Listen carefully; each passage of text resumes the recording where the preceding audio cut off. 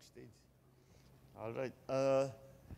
Will all of those who will take their oath today, please raise your right hand and repeat after me. Ako, ang inyong pangalan, na inihalal bilang kasapi ng Partido Federal ng Pilipinas, ay sumusumpa na itataguyod ko ang saligang batas ng partido na kung saan nakalahad ang aking paniniwala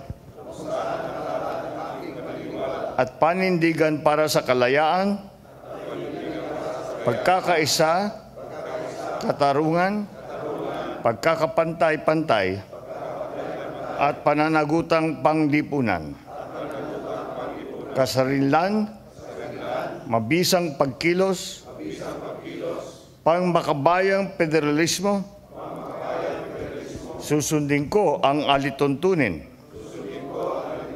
at patakarang ipapatupad ng mga kinauukulang pamunuan ng partido.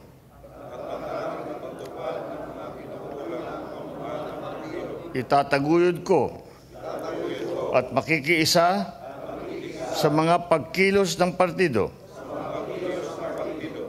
Laalay ko ang aking sarili sa masalimuot ngunit kinakailangan tungkuling.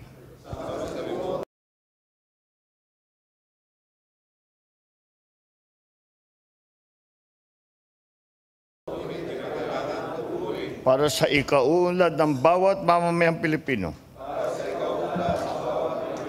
at sa kalayaan ng bayan. Lahat ng ito ay aking tinatanggap ng kusang loob at walang pasubali.